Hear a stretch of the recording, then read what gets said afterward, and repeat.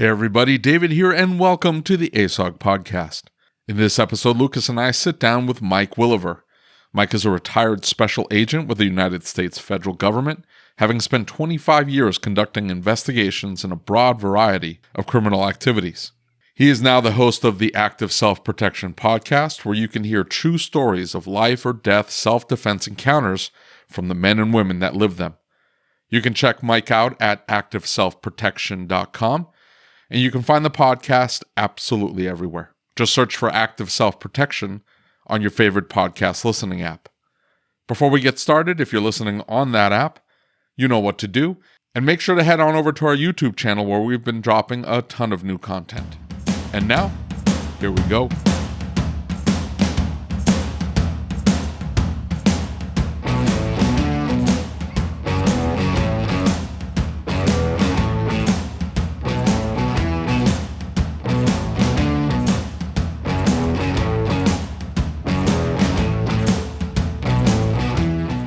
Being armed tends to make people more polite and less confrontational. You know, the fact that you're carrying a gun, normally, usually, not everybody, but reasonable people, when they have a firearm strapped to their hip or in their appendix or wherever the case may be, they're like, oh, I got a responsibility now. I can't just go run in my mouth, you know, because even if I get into a fist fight, there's a gun involved now. You know, It makes a big difference. Or it should, not for everybody, sadly. Right. Well, and one of the things that I've noticed is that once you go through a concealed carry class, you really have a different perspective of what it is that responsibility is, right? It's not just as simple as going and buying a firearm, having a firearm and throwing it in the truck and saying, here you go. You have some serious responsibility there. And I think that sometimes that gets overlooked a little bit. Oh yeah. You know, and the first couple of times I went through a concealed carry class, I thought, like this force, you can match force with force thing. Oh, you mean I can't shoot him for stealing my car? No. Nope. Well, you can do whatever you want. Doesn't make it a good idea. So Mike, tell us a little bit about yourself. Tell us who you are and how you got here. Mike Willever. I am originally from the DC, Maryland area. Fan of the Washington football team. I hate that name. I was a police officer in a couple of small agencies on the East Coast. I moved to San Diego in 1996 and began my career as a federal agent with then the Department of Justice Immigration Naturalization Service, which turned into ICE, which turned into Homeland Security Investigations. So I ran a broad array of investigations, everything from dealing with cartel members overseas to transnational gangs to human trafficking. Anything that came into or left the country, people or goods, fell under our purview. So I worked a couple of gang task forces for a long time. That was probably my favorite job ever. Anyway, I just retired at the end of June of this year. And I've known John Correa from Active Self-Protection for a little over 20 years. He and I were neighbors and friends long before ASP was a thing. Really? Yeah. And he'd always planned to bring me on in some form or fashion when I retired, because I couldn't really do that kind of work and have that job at the same time. It's frowned upon. So when I retired, a little before that, I said, we should do a podcast. Maybe I could run a podcast. Start a podcast, they said. You guys know what that's like. Oh, yeah, absolutely. You just hit record and throw it on the internet. How hard could it possibly be? Well, He didn't love the idea at first. That was about a year before I retired. And then he said, he called me up about, 3 months before my retirement date. He said, let's do it. Let's just try it for 6 months, see what happens. Right. And so, I started the slog of figuring out all this stuff. Fortunately, I had a good friend, who, if you don't mind, I'll plug his show called Tactical Tangents. And Mike Doyle is a police officer and he runs this podcast, and he fortunately was able to steer me in the right direction for equipment and systems and software and everything else. So I really had a leg up from the jump, just, using his experience to avoid buying all the wrong stuff and doing all the wrong things. So I kind of had a head start in that way. Right. Anyway, so we're 23 episodes in to the Active Self-Protection podcast, and I think it's going very well. Podcast numbers and YouTube numbers are very different things, but it's doing gangbusters as far as podcast numbers go. It's doing really, really well. It doesn't hurt to have a YouTube channel with 2.5 million subs being plugged every other day. That certainly helps. Right. But John's hooking it up, man. Yeah, He's hooking it up. Like John and Stephanie Widener is our CEO, are fond of saying, yeah, people will go check it out because they heard about it on the Active Self-Protection channel, but they're not going to stick around if the content isn't good. So I'm really proud of what we've done so far. Usually almost all the episodes involve someone who's been in a self-defense encounter of some kind. Could involve a firearm, maybe it doesn't. And we talk about their training or lack thereof beforehand. We discuss the incident, and we spend most of our time on what happens afterwards, the legal ramifications, PTSD, all the stuff that nobody really wants to talk about. Right. I equate it to if Dave and Lucas go to the range on a Saturday morning, they're more likely to put a target at about 10 yards and blast away at center of mass because that's fun and it's easy. You don't want to put it at 25 yards and transition to your non-dominant hand and your off eye practicing for the possibility that your shooting hand gets hurt and now you got to shoot left-handed or right-handed depending on which hand you are. The stuff that we want to focus on in self-defense tend to be the glamorous stuff. You blast the bad guy, you blow the smoke off your still hot barrel and go home and the wife makes you a martini, and that's not reality. So that's one of the things we're trying to combat is the idea that it's just that simple, because it's not. Exactly. And so I'm going to tell my story. And so for those of you who don't know, Active Self-Protection, ASP on YouTube, probably one of the coolest YouTube channels you'll ever watch. And I'm going to be completely honest here. I started watching it because I thought it was about guns, right?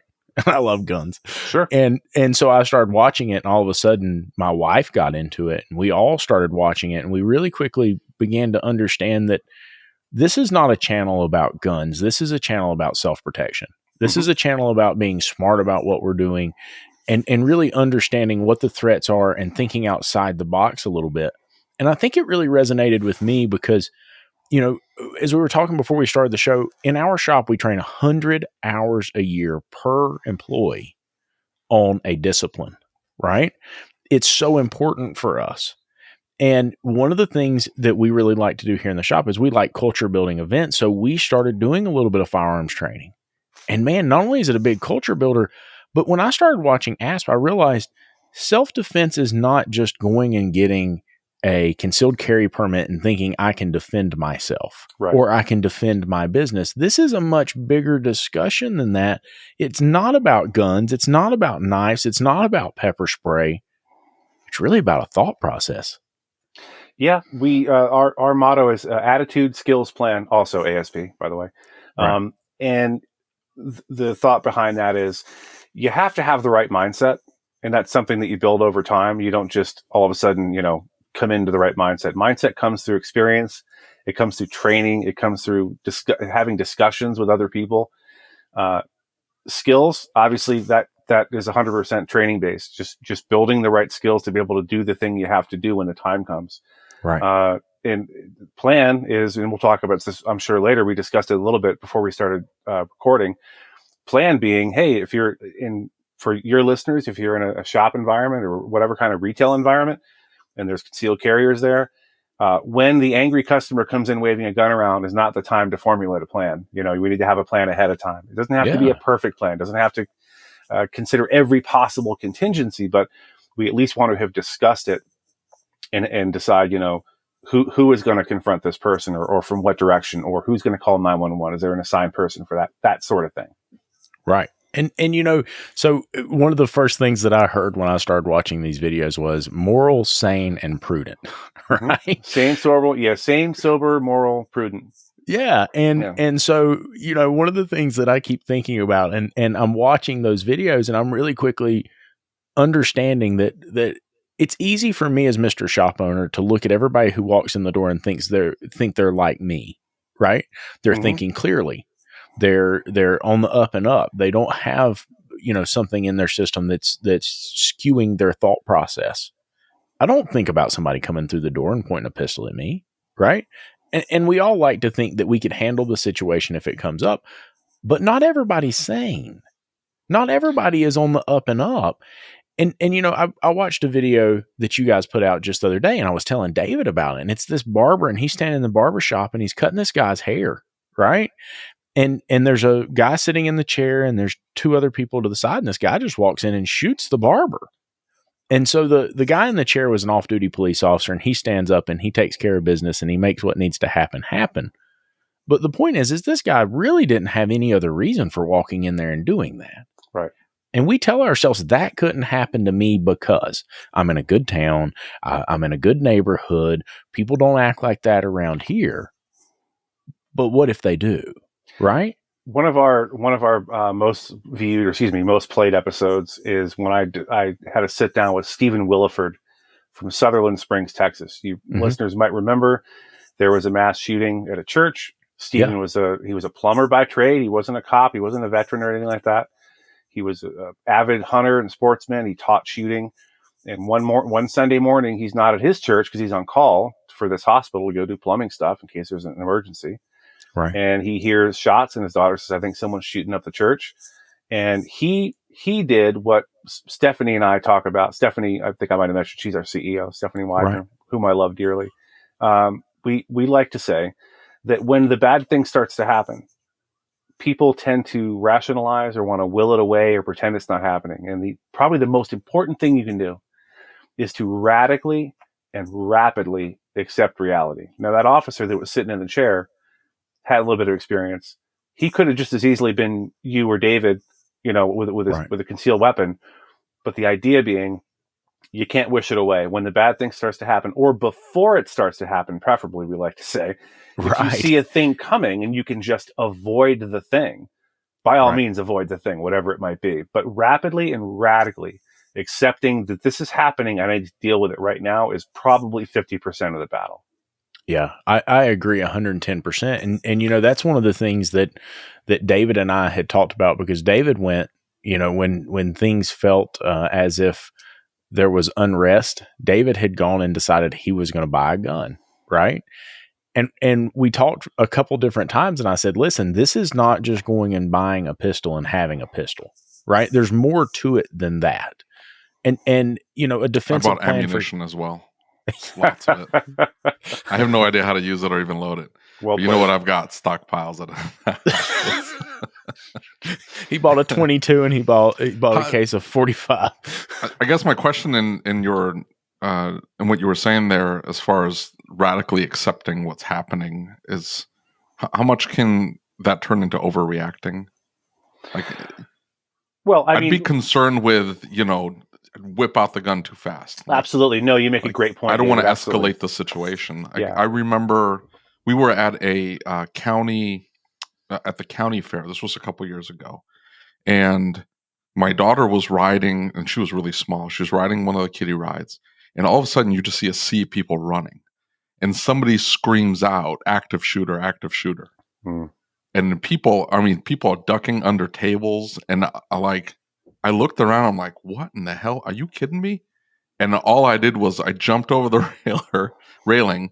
I pushed it aside. I don't jump. So I kind of shoved it aside and grabbed my daughter out of the ride. The ride was still going. I'm screaming at the guy. I'm like, shut the ride down, shut the ride down. I grab my daughter and we just take off running. Good plan. But how much can that turn into an overreaction where you're like, okay, I'm going to get my gun out. I'm going to try to stop this. Or, you get yourself into a more dangerous situation. On the channel, we tend to dissuade people from getting involved in third-party encounters. So more likely than an active shooter is, you're walking down the street and you see somebody getting mugged. We would tend to dissuade you from intervening in that, because it can go wrong a million different ways, especially if somebody's already got a gun in their hand. But when it comes to overreacting, I think it's very, very much case by case. I think, by the way, was there an active shooter or was it a false alarm? There wasn't. No. Okay. So it was a false alarm. Somebody had thought they saw a gun, but it turned into hysteria because somebody saw a gun and then they said something else. The police were so nonchalant about it. Like, oh, there's nothing going on. Well, meanwhile, there's seas of people running and knocking themselves over. Like, let me tell you how that could have gone wrong. If David decides I'm going to draw my gun and go look for the threat. First of all, in that situation, you have to ask yourself, do I hear gunshots? Because you're going to hear them if they're present. Yeah. If you don't hear any gunshots, it's probably not time to draw a firearm. This is my opinion now. Yeah. And if you do decide to draw your firearm and go looking for the threat or the perceived threat, and the police show up and they don't have a description, and all they know is here's this guy running around with a gun. We've been told there's shots being fired. Not saying they'd be right to shoot you, but there's a distinct possibility you're going to get shot in error, and that's going to be a bad day. So I think when it comes to, I think I know what you're getting at here. I know we all have that one friend who carries a gun, who's just itching, who's just itching for someone to pull a knife or a gun on him. Yeah. First of all, don't be that guy for starters. Right. Be a sane, sober, moral, prudent person who engages their brain. And, if a situation presents itself that you need to draw a gun, I think they're generally pretty clear. There's not generally a lot of gray area there as far as when it's appropriate and inappropriate to draw a firearm. And if you're not sure, if you can think of a bunch of scenarios in your head where you're not sure what to do, that tells me you need to get more training. And I think really, you force on force training, for example. If you can find yourself a place that does force on force with sims or some kind of simulated ammunition that hurts, a little bit when you get shot with it, or even there's a new name for it. We just call it the FATS machine, the Firearm Automated Training System, but it's basically like a 3D environment where you have essentially a laser gun, but it does track where your shots go. And there's a scenario and someone's, approaching you and you have to deal with it. This is usually for law enforcement, but civilians could benefit from it too. But just putting yourself in the situation to some degree beforehand, inoculating yourself to violence as much as you can beforehand goes a long way if you actually get into a situation in the real world. So I think force on force and just taking as many training classes as you can manage and afford to do and getting reps in, training is so important. And before I forget, a lot of people are dissuaded from getting a firearm and going to the range because it's so expensive now. Ammunition's expensive. Guns are expensive. Dry fire is huge. If you're not dry firing, you're doing it wrong. So what I mean by dry fire is either just with a gun, unloaded, obviously triple check the firearm, make sure it's unloaded and safe, and point it in a direction of the least consequence. There's no safe direction with a gun, right? So, and practice slowly pulling or pressing your trigger to the rear until the gun goes click and keeping it steady and stable, keeping a good sight picture on whatever it is you're aiming at. If you want to take that to the next level, spoiler alert, this is a sponsor of ours, a thing called Mantis dry fire training. They make it's $100 and it's the best $100 you ever spent in your life. It's a little attachment that goes on the rail on your gun, and there's an app on your phone, your iPhone or Android phone, and it can just track. It'll beep like a timer at a range. It'll beep. You draw, you aim, you shoot at whatever point, on the wall you're shooting at, and it will tell you it took you this long to get the first shot off, or the follow-up shot was off by this much or whatever. It's a great system and I highly recommend it. I've looked at getting one, and it's kind of funny you mentioned that, because I'm going to tell you something. There is nothing nearly as embarrassing as having, a mixed magazine, right? So you got some ball rounds and you've got some practice rounds, right? Mm-hmm. And there's nothing as embarrassing as when the practice round comes up, you jerk your pistol to the left. You know what I mean? Like sling out of your hand. Yeah, where the muzzle dips markedly. Exactly. Yeah, we call that the beast. That's just anticipation. And dude, don't feel bad when it happens. It happens to the best of us. It still happens to me sometimes. And by the way, to get away from that, a simple drill you can do at the range is to get a couple of snap caps. Right. Have somebody else load let's say your 15 round magazine, have them put 13 rounds alive and mixed in there a couple of snap caps. And that is the best way to diagnose That'll fix you in a heartbeat. Yeah. Yep, absolutely. That's what we do here. And so, one of the things that when talking to business owners, and you mentioned that a lot of people are they don't want to invest the money. They're afraid of that. We talk to a lot of people who are afraid of firearms. They're afraid of the liability of firearms, especially in a business scenario. Sure. Now, obviously, we can't give legal advice. We don't know your scenario. We don't know what you're going through. We don't know what your state's like, et cetera. What do you say to that? So, for instance, one of the conversations that came up is, hey, we've got a technician who is a concealed carrier. He trains a lot and he wants his firearm with him. He does not want to leave his firearm at home. He wants it to be with him. And I can understand that. It's not going to do you any good at home. If it's locked up in a safe and you don't have it with you and you need it, it's not doing you any good. But what do you say to a business owner that finds themselves in that situation where here we are, we've got an employee who wants to carry, we're worried about the liability. What do you say to that? There's a lot of moving parts there. First and foremost is the local laws, whatever those might be. I'm not telling anyone to break any laws whatsoever. But a lot of, depending on where you are, if you're in New York State, good luck with that, because you're going to jail. You get caught with that gun without a permit. If you're in Kansas, like David is fortunate enough to be, or Free America, Arizona, where I am, it's just kind of a non-issue. But there's a ton of other layers there. There's your insurance, whatever insurance company you have. How are they going to respond if there's an incident, even a justified incident at your business, where someone either brandishes or God forbid has to use a firearm to protect them or your property or whatever? And then for me, if I owned a business and I had an employee that I trusted, this is not legal advice, folks. This is just what I would do. First of all, I'm going to be carrying regardless. Just because I know myself, I know I'm well trained. I know I have a level head. I know that I'm not going to overreact or underreact to a situation. If I have an employee that I trust enough, there might be a conversation with no words in it, where we just sort of smile and nod, because if I know for a fact he's armed and something happens, I'm not going to lie to my insurance company. I'm not going to lie to the cops. So you just have to use your best judgment. Exactly. And if either you trust that employee enough and you think that employee is level-headed enough, or you don't. And if you don't feel that person is stable enough, or you think they're itching for a fight or whatever, tell them no. And by the way, you touched on something that's really important. Having a gun in your glove box in the parking lot will almost always do you no good. Versus, or having it locked in a safe will almost always do you no good. Having a gun with no round in the chamber because you haven't trained on how to carry a gun in a safe fashion, whatever kind of gun you're carrying with a round in the chamber. Not having a round in the chamber is another detriment to you getting effective fire on a target in a timely fashion. So the gun in the parking lots, maybe. I'll tell you, there was a sheriff's deputy in, I think it was Killeen, where there was a Luby's cafeteria. This was years ago. I think it was in the 80s. And guy comes in, starts shooting the place up, and her revolver was in the glove box of her vehicle, and did her absolutely no good. She made it. I think one of her parents was killed, if I'm not mistaken. I could be wrong about that, but so yeah, having it readily accessible, and by that I mean on your person, is critical. Even having it in a purse or a handbag or a bag nearby. First of all, physical security is important, so you don't want the gun laying around or accessible to other people. So preferably someone's carrying it. But if they're not, I mean, it's almost more of a liability than anything else. Right. Well, and so one of the things that you guys talk about a lot, right, is that the bad guy gets a say too. Yep. Right. And you talk about having one in the chamber, and you talk about being prepared. I think we all convince ourselves, and we all tell ourselves, that would never happen to me.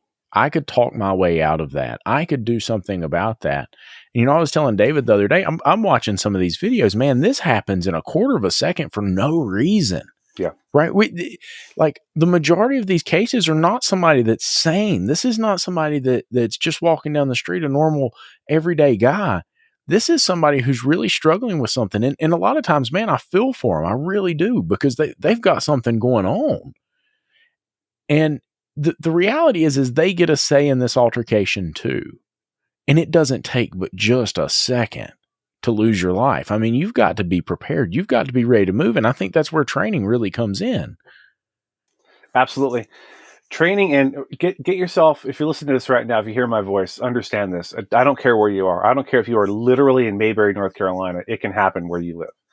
And it can happen absolutely anywhere. We talked earlier, I mentioned about Stephen Williford from Sutherland Springs. Yeah. That's a town of 600 people. Everybody knows everybody. And nobody ever in a million years thought this would happen there. And it happened there. I have a friend, Carrie Dudenhofer, who also works for Active Cell Protection. She lives in bucolic countryside, middle of Washington State, right. Almost no crime whatsoever. And there was basically a serial killer who was killing people and killing their kids.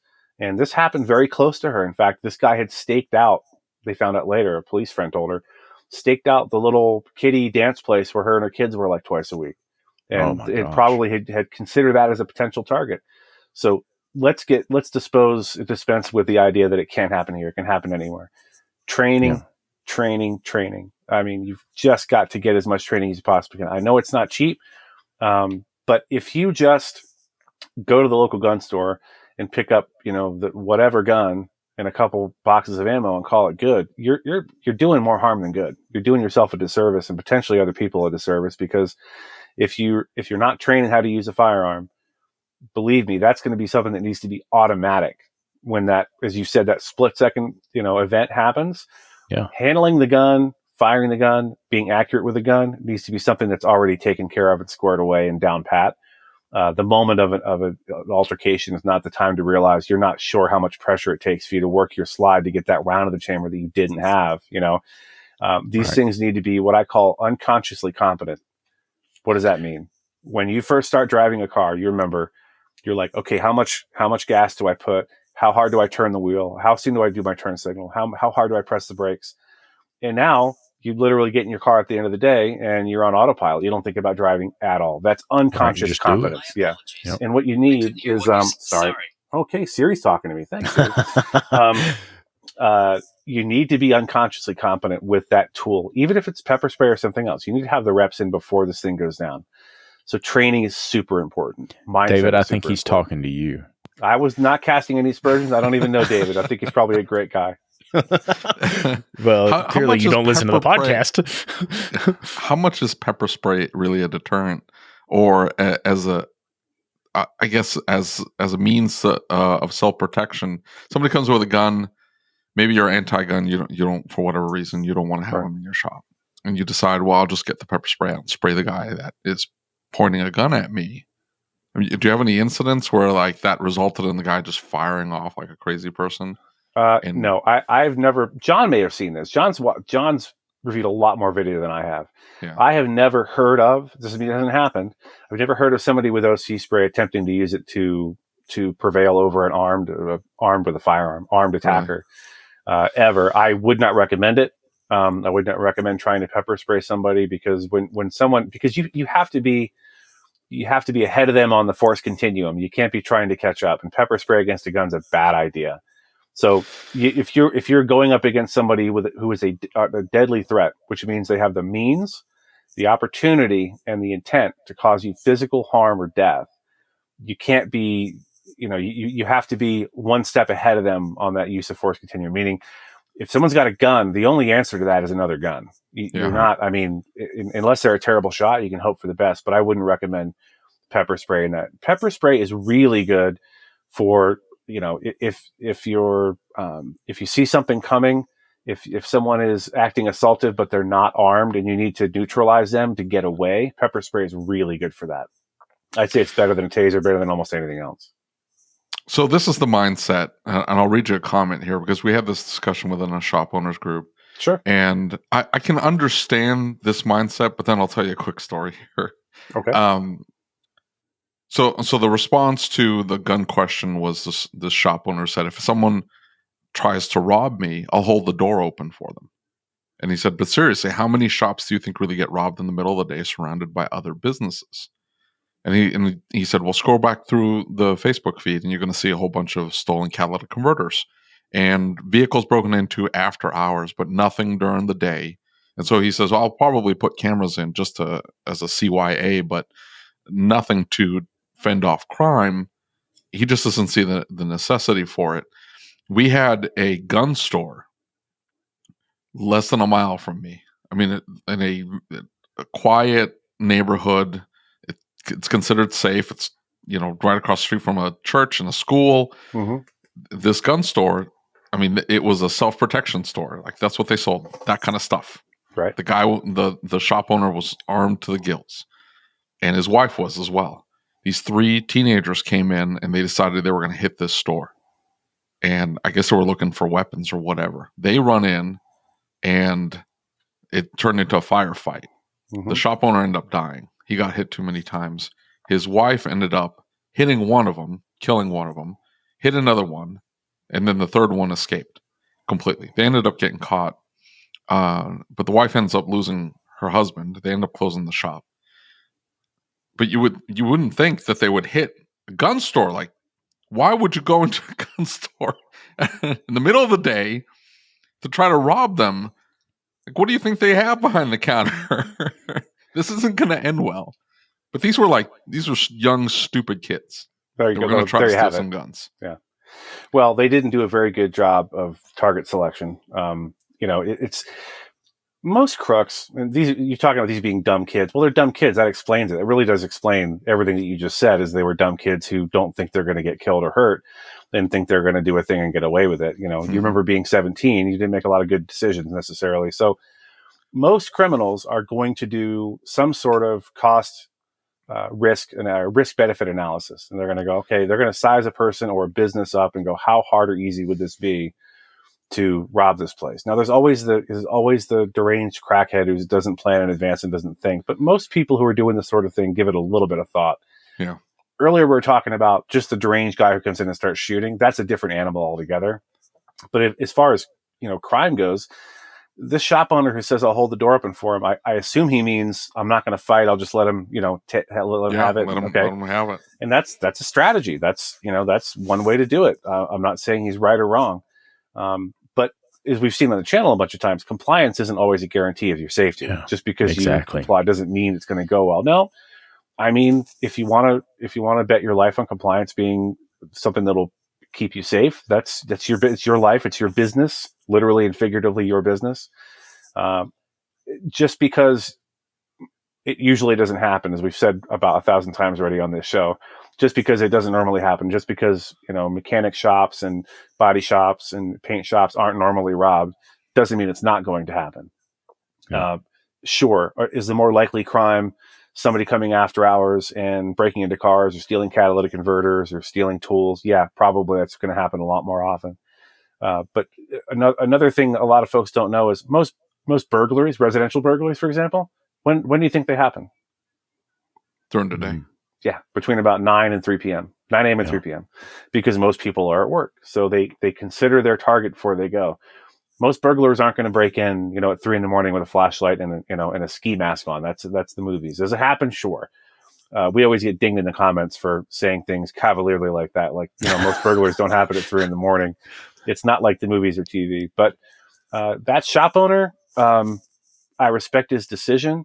And I think he's probably right that ordinarily the crime you're worried about at a place of business like that in a decent area is knuckleheads breaking in the middle of the night and stealing stuff, stealing valuable tools or whatever.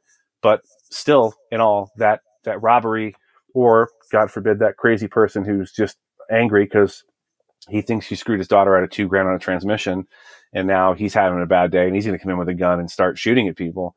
That can happen. It can happen absolutely anywhere. So you have to ask yourself, am I in any way prepared to deal with that? Because I'm a former law enforcement. I love the cops and all, but the cops can't be everywhere at once. They cannot be there fast enough to save you from something like that.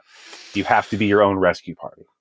We had a burglar, burglary happen across the street over the weekend. This was a few weeks back. The guy hits the McDonald's up the street, robs the place. Then I think he went to the gas station, robbed the gas station, and then went to the store that's right across the street from me, took a giant rock, smashed the front door in, went inside. By that time, the alarm at that point starts to go bananas. The shop owner, sees the alarm going off, calls the cops, saying somebody's in my store. And I guess the guy that was in there was trying to take the cash register. It was a little heavy for him. He ends up tripping and falling. And just as the cops pulled up, he was on the ground trying to pick up the change and all the money that he had dropped all over the place. But this happened right across the street from my shop. Now you can just imagine, you walk up to that. For whatever reason, you're getting the phone call. You're like, it's probably nothing. Because I do get calls from the alarm company that, the alarm's gone off or whatever, right? And you're like, I'll turn it off, or maybe I'll turn the cameras and see. You happen to walk up there. You're driving by, whatever. And then you just happen to find somebody who decides, I'm not going to jail today. So if you try to stop me, I'm going to come after you with a gun, or I'm going to shoot you, or whatever. And you don't walk in there prepared for what might happen, or you approach the scene, or maybe somebody's just jacking your stuff. You don't think anything's happening. I have crackheads on video trying to break into my vehicles at 10 o'clock in the evening, Right. with floodlights everywhere. It looks like daytime outside my shop for a reason. You can Right. see these guys walking up, breaking into all I had to do is walk up to them for whatever reason. I stayed late at the shop. I walk out the door. There they are trying to break into them. I can imagine the situation being, hey, I'm glad I'm armed. I'm glad I'm carrying, because I at least I'm protected. Right. I don't end up being a statistic. I don't see this mindset this shop owner had. I just wanted to throw it out there. And David, didn't you have 2 employees who got caught up in a mess like this recently? Oh yeah, poor Juan. Yeah, poor Juan. Yeah, they come out of a movie, him and 2 of his friends, and my technician's Mustang was the guy was going through his stuff. Oh, Just, he's door mid burglary. open. Yeah, and they walk up there and they try to stop it. The guy who's the lookout or gets startled. He starts to back up, and he's like pulling up his shirt, and he's trying to get his gun out. Mm-hmm. Meanwhile, my tech who wasn't carrying, he didn't have it on him. He was over. I apparently, I didn't know this, but as soon as you cross state lines in Missouri, you can't concealed carry, but you can in Kansas. So if you go over to Missouri side and you're carrying, you could get arrested, but in Kansas they don't care. I don't know, something like that. Okay. Anyway, so he goes to his car and it's like, I'm going to get my gun out. They had already stolen it. It was already gone. Right. And the guy that got startled pulls the gun out, holds it up to his friends, and they take off. Meanwhile, his car's got a bunch of stuff got jacked out of his vehicle, and they busted his window. And yeah, it was mid burglary, crazy. Yeah. In a nice neighborhood of Kansas City, which is are there nice neighborhoods in Kansas City? I didn't know that. He sent me in the hood one time. He literally sent me in the hood of Kansas City to get dinner. It was good. So, David, I got to tell you, in all those situations you just described, both the real life one that happened to your friend, I'm sorry that happened to your tech, that sucks. I've had it happen to me. And the other ones where the hypothetical of you're late in your shop, and there's crackheads doing crackhead stuff outside and trying to break into cars. This is a really unpopular opinion in my world, in the self-defense world. I'm not going to intervene in that. I'm just not. I'm not going to intervene in the car burglary. I'm not going to intervene in the people breaking into the cars. I'm going to protect myself if I need to, but I'm going to call the police and I'm going to watch, because. But it's almost like it's almost like just getting startled. It's like these guys weren't trying to stop. I guess. I mean, once they saw that the guy was trying to jack their vehicle or was stealing stuff out of the vehicle, they tried to stop it. And right up to the point where they saw the gun, and then they weren't armed. They backed off. But I'm just saying, like, you're walking out of the shop. I've walked out of the shop late. It's 10 o'clock, 11 o'clock at night. And I mean, you're there by yourself. That's when that burglary happened across the street. Right. And I'm just saying, you just walk up there and you're like, hey, what are you doing? The guy turns around. He's got a gun on you. I mean, what do you do? I think attitude is a big part of that. Ask yourself, well, John likes to say, and this isn't so much to your question, but John likes to say, don't violate the rules of stupid. Don't be in stupid places at stupid times, doing stupid things with stupid people, et cetera, et cetera. Yeah. So if you do that in your personal life, that'll avoid most of your problems. But in this situation you're talking about, be aware of your surroundings. If you're walking out late at night from your shop and there's no one else around, take a second before you walk outside and just do a quick scan of the parking lot. Look around. In the unlikely event that you are doing that religiously and you still startle someone, well, what's going to happen is going to happen. If you can disengage from that criminal and get yourself out of there and call the police and live to fight another day, that's better. Human life is more important than than your entire business. Your family needs you. Even if your entire business is burned to the ground, that's still better than you taking around, in between the running lights and not being there anymore. What's going to happen to your business then? So I'm I think extremely well insured, Mike. I think, as an aside, I tell my wife, I'm like, I have just enough life insurance for you to get by, not for some 25-year-old pool boy to come in behind me. Yeah, see that's live off my hard work. That's my mistake. I tell my wife all the time, like, I'm worth more dead than I am alive. Well, sorry, go ahead. No, that's fine. I was just saying, to the extent you can disengage, if there's a way to get yourself out of there or get to a safe distance and monitor what's happening and call the cops in to do their job, because they're wearing body armor, they have radios, they have helicopters, they have all that stuff. Now, I understand, and I can already hear your listeners. Hey, man, I call the police and it takes an hour for them to get here. And that sucks, right? It still doesn't make it worth your life or being badly maimed to protect this car or your customer's car or whatever else. And again, that's a very unpopular opinion, but I would much rather you stay at a safe distance, call into the police. If they take the car, they take the car. We'll get another car. It's insured, whatever the case may be. But inserting yourself into that situation, especially if you're armed, actually, you could end up being in a position you didn't want to be in. You could force his hand to shoot at you.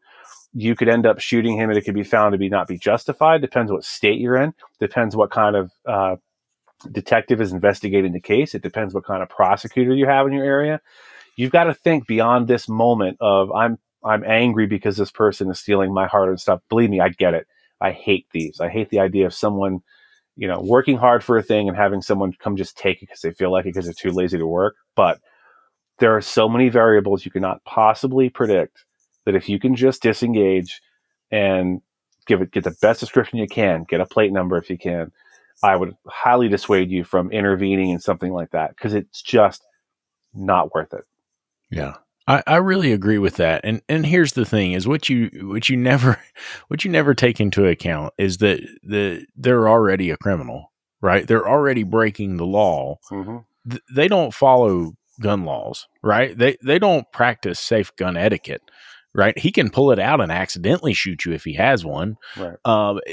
They don't follow those same rules. They're not thinking clearly. Right. I don't think any one of us would go out and try and break into somebody's car because we've got a little bit of common sense and we know that's not the right thing to do.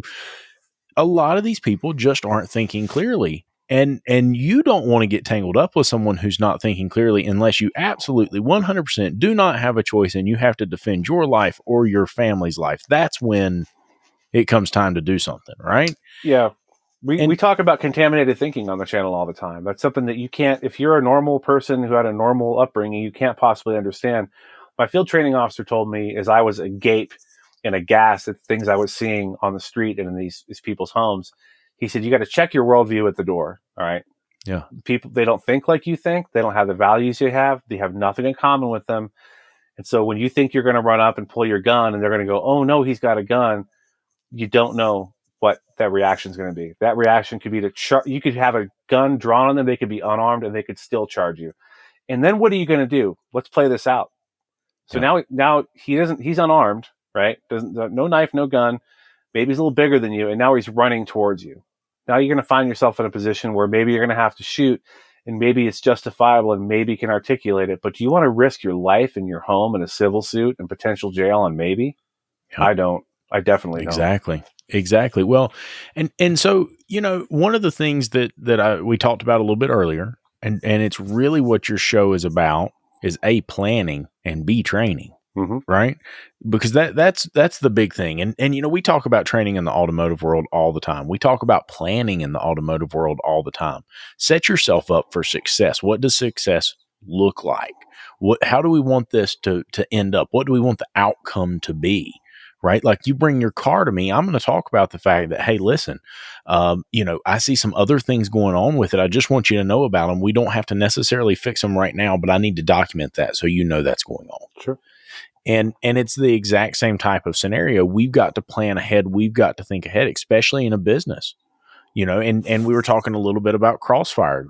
All the employees who are carrying run into the front counter shooting all at the same time. Right. Somebody's going to get shot, and there's a good chance it may not be who you intended to get shot. And so all of that in my mind comes down to training, right? A firearm is a tool. A self-protection spray is a tool. A taser is a tool.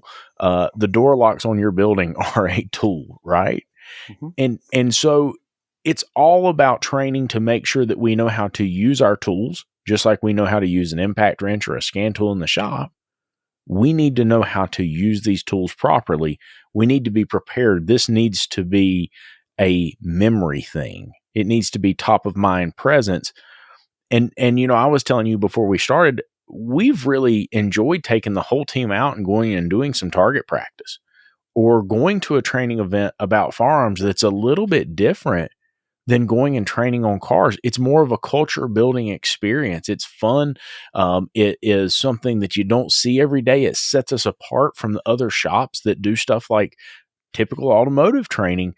And you guys put on one killer training event. Tell us a little bit about it. Oh man, I got to tell you, every year the ASP National Conference happens. It's late September. I don't have the exact dates in front of me for this year, but it is in Manhattan, Kansas. So David, no excuses for you. So I'm going to be there. It is Manhattan's like 45 minutes away. Oh, dude, it's a great time. Let me tell you about it. It is all to benefit. No one gets paid. None of the ASP people get paid. None of the instructors who guest instruct get paid. It is 3 days. 2 nights. It is a camp, so you can bring an RV, for example, and camp in your RV, camp in a tent. People do all sorts of stuff like that. But it's 3 days of the best world-class firearms training you can get. Some of the best names in firearms instruction are there, and I won't name one or I'll forget one and I'll upset somebody. Trust me when I say, if you go on our website, you can get a list of the instructors, but world-class instructors. You can learn about pistol red dot shooting. You can learn about contact shooting. You can learn about pepper spray training, all sorts of self-defense training, mindset training. And then, in the evenings, everybody kicks back. They have an adult beverage if they so choose. They sit around a campfire and have an absolute blast. Manhattan's a beautiful area. This camp is I guess it's a lake. It's a very long Finger Lake north of Manhattan. It's absolutely scenic and beautiful. Everyone there is just the salt of the earth. There's none of this sort of tactical Timmy, head to toe in 5'11" tough guy attitude that does not exist here. It is just the best people, and it is all for a very good cause, which is to help the Flint Hills Foster Teen Camp, which helps and I don't remember the denomination, for every, let's say, like $300 or whatever it is, or $150, another kid gets to attend summer camp there, an idyllic situation, which they would never ordinarily be able to do. This camp isn't helped by any church. It's not helped by the state. It's 100% self-funded. So we go in there every year, and we raised over $100,000 last year. So what you're getting for your dollar is probably you're paying 25% of what you would pay to actually go see any of these instructors for any length of time. So the value for money is off the charts. And it's just a great, great experience. And I would recommend, if any of your folks listening have a few of the guys and gals in their shop that want to attend, come as a group, man. It'd be a great team building exercise. I cannot say enough about it. And Mike and Lisa, who run that camp, are just the salt of the earth. Man, that is so fantastic. And, I'm going to throw another thing up here. If you go to the Active Self-Protection website, on the Active Self-Protection website are some online seminars. My wife watched the women's self-defense seminar, and she really got a lot out of it. That's great. And I'm telling you, there's a lot of good information. And something else about this, understanding de-escalation, man, that was something that we used with our service advisors here in the shop. They watched that, and it had other implications beyond self-protection. Yeah. Right. It was a whole different thought process when talking to someone. So, man, there is a ton of great information. Go over to the website, activeselfprotection.com. Mike, we really appreciate you being here, man. It's so great to have you. I'll tell you, Lucas, I'm going to tell my son I was on Dave Ramsey's show. I think you know what I mean by that. Because he's going to be like, you were on Dave Ramsey? I love that guy. Man, I had a blast. Pleasure to meet you guys. You got my number, man. Hit me up anytime, anything you need. Let me know. Well, I hope you enjoyed this episode of the ASOG podcast. If you'd like to catch these episodes early, you can do so by becoming a patron. Just go to asog.site and click on the Become a Patron Now button. Becoming a patron helps support the show, gets you several perks, and is tax deductible. Make sure you subscribe to the podcast and on YouTube so you don't miss any of our upcoming episodes. And as always, if you have any questions, comments, or concerns, shoot me an email. My email address is david@asog.site. That's DAVID@ASOG.SITE. Until next time.